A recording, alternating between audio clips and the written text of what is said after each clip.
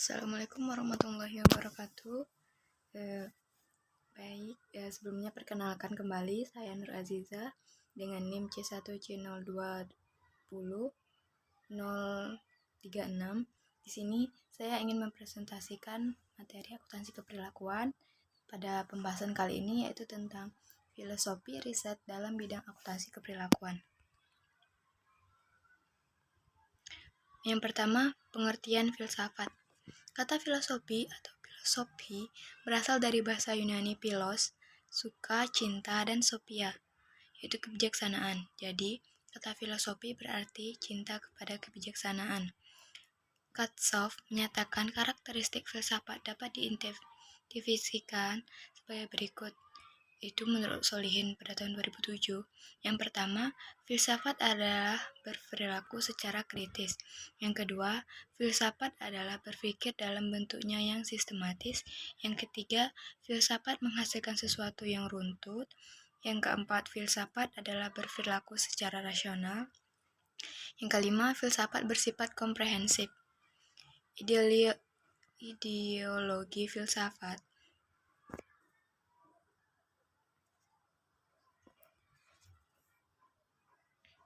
Menurut Socrates, cara yang paling baik untuk mendapatkan pengetahuan yang diandalkan adalah dengan melakukan pembicaraan yang teratur atau disiplin conversation dengan memainkan peranan seorang intelligent midwife, orang yang memberi dorongan atau rangsangan kepada seseorang untuk melahirkan pengetahuan yang terpendam. Dalam pemikiran, metode yang dipakai Socrates dinamakan dialektika, yaitu cara paling baik melakukan pembicaraan teratur atau disciplined conversation. Berikutnya, pendekatan filsafat riset akuntansi keperilakuan. Filsafat paradigma. Metodologi riset Burrell dan Morgan pada tahun 1979, Burrell dan Morgan mengatakan suatu pengetahuan, knowledge, dibangun berdasarkan asumsi filosofi tertentu. Nah, asumsi tersebut adalah ontologi, epistemologi, hakikat manusia, dan metodologi.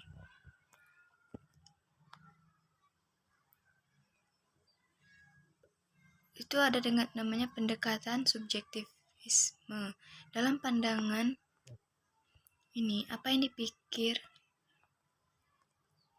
dipikirkan, dibayangkan, dirasakan, diingat, diharapkan, dipahami, dan diperjuangkan sepenuhnya adalah produk dari diri kita sendiri. Yang kedua, pendekatan objektivisme. Dalam pandangan objektivisme, ilmu pengetahuan yang diteorikan oleh seorang ilmuwan kadang-kadang mempunyai kaitan yang erat dengan pengetahuan yang ditemukan oleh orang lain. Berikutnya ada paradigma riset akuntansi keperilakuan.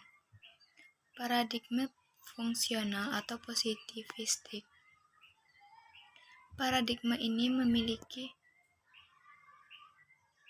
pendekatan yang berusaha untuk menjelaskan hubungan sosial dengan pemikiran yang rasional, dengan orientasi yang pragmatik, berkaitan dengan pengetahuan tepat guna dan mengedepankan regulasi yang efektif serta pengendalian hubungan sosial. Kedua, paradigma interpretif, di mana pendekatan ini berfokus pada sifat subjektif dunia sosial dan berusaha memahami kerangka berpikir objek yang sedang dipelajarinya. Yang ketiga ada paradigma strukturalisme radikal, di mana pendekatan ini berfokus pada konflik mendasar sebagai dasar dari produk hubungan kelas dan struktur pengendalian, serta memperlakukan dunia sosial sebagai objek eksternal dan memiliki hubungan terpisah dari manusia tertentu. Kemudian, paradigma riset akuntansi keperilakuan, di mana selanjutnya paradigma humanis radikal, pendekatan kritis Habermas melihat objek studi sebagai suatu interaksi sosial yang disebut dunia kehidupan, life work, yang berarti interaksi berdasarkan pada kepentingan kebutuhan yang melekat dalam diri manusia dan membantu untuk pencapaian yang saling memahami. Selanjutnya ada paradigma postmodernisme, yaitu segala grand naratif yang merupakan jalur strategi intelektual yang mengklaim bahwa ada prinsip kebenaran, kesejahteraan, makna kehidupan, dan moral yang bersifat universal.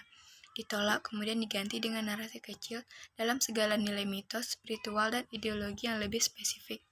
Dan yang terakhir, paradigma akuntansi kritis. Teori ini tidak berkaitan dengan penyelesaian masalah keterasingan, melainkan dengan proses teknis penilaian, di mana penilaian didefinisikan sebagai nilai objektif yang didasarkan pada konsep ekonomi marginalis.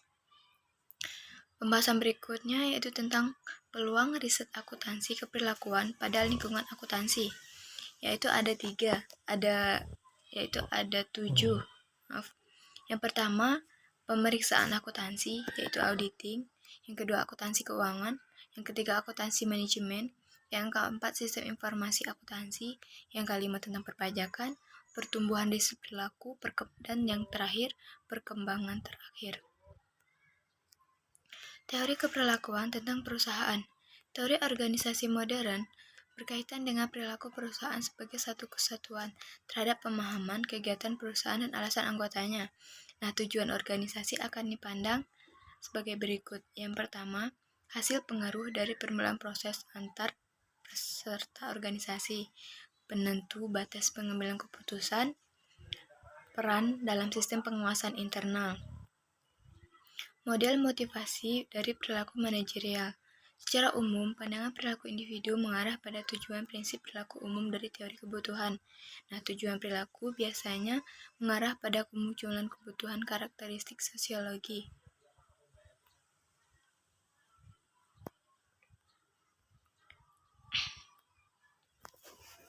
Wawasan untuk masa depan, di mana di masa mendatang, apakah setiap individu akan melakukan pelatihan yang lebih baik dengan kemampuan untuk menarik identifikasi atas masalah yang mudah dilakukan dan bekerja dengan ketekunan dan keuletan agar berhasil dengan disiplin ini?